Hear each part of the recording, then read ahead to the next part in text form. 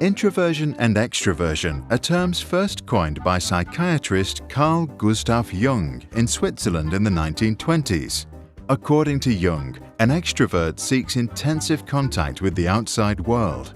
An introvert instead turns the psychic energy inwards.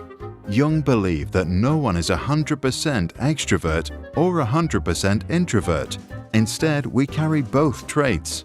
However, most minds tend to lean either to one side or the other.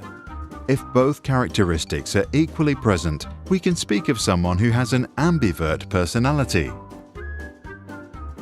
In the 1960s, the psychologist Hans Eysenck added to Carl Jung's ideas. He argued that the main difference between introverts and extroverts lies in the way they gain and recharge their mental energy. By nature, introverted people have a higher level of brain activity and therefore feel a greater need to shield themselves from external stimuli. By withdrawing themselves, they gain mental energy. The neuronal activity of extroverts is lower. They overcome this lack by exposing themselves to external stimulation. This charges their inner batteries. To illustrate the difference, let's compare two imaginary children. Jay is extroverted. He loves to be surrounded by classmates. He enjoys being the center of attention and loves to talk to his buddies about all kinds of stuff. He organizes football games with strangers and right after is open to playing ping pong with someone else. By seeking social stimuli, he gains mental energy. Anne is introverted. As others play around in the park, she often enjoys sitting alone watching. At home, she plants herbs in the garden all by herself. She slowly becomes a real expert in this field, but that's her secret. To recharge her batteries, Anne needs peace and quiet time. Introverts are not necessarily shy, even if it appears they like to walk away from small talk. Anne, in fact, is not shy at all. She is not afraid to talk to anyone, not even seniors. When too many people are around and the conversations become superficial or confusing, she gets super tired. Her strategy is to fade out and go inside herself to recharge through silence. Jay loves to have many people around him. To jump from one conversation to the next stimulates him. Some experts claim that extroverts and introverts use different brain areas to form their thoughts. An extrovert tends to use short-term memory and therefore is able to come to fast associations. Jay therefore talks fast and a lot. He appears smart because his brain always offers an answer quickly. However, he often speaks before he thinks and later changes his mind. Someone like Anne works with her brain to carefully retrieve information from her long-term memory.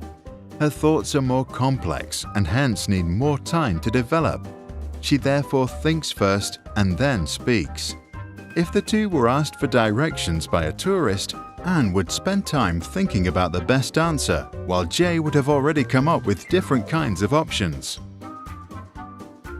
Good teachers and clever business leaders know about the different nature of introverts and extroverts and try to develop their strengths. When raising questions, they ask everyone to think for a minute in silence before answering. Extroverts then learn to formalize their thoughts before they speak, and introverts get more talking time to practice public speaking. At brainstorming, they use a formal process or a talking stick to make sure Anne also gets to participate.